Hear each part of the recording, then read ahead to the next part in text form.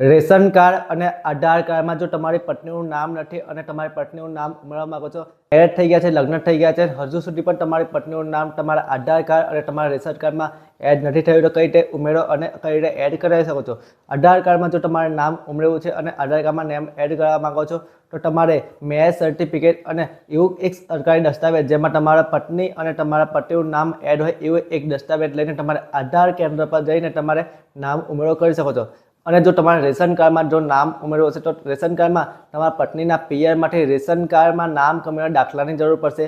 ત્યારબાદ તમારો આધાર card, ration card અને રેશન કાર્ડમાં નામ કમેરા દાખલો જે તમને સ્ક્રીન પર જોવા મળે છે, નામ કમેરા દાખલાનો આપીને તમે તમારા ગ્રામ પંચાયતના વીસી ઓપરેટર પાસે જઈને આ અરજી કરવાની રહેશે, જેમાં તમારે નામ ઉમેરવા માટેની અરજી કરવાની રહેશે, અથવા તો મામલતદાર કચેરી જઈને તમે રેશન કાર્ડમાં નામ ઉમેરવા માટેની અરજી કરવાની રહેશે. આવી બધી ઇન્ફોર્મેશન માટે અમારા પેજને જરૂરથી ફોલો કરજો અને અમારી યુટ્યુબ ચેનલ જરૂરથી વિઝિટ કરજો.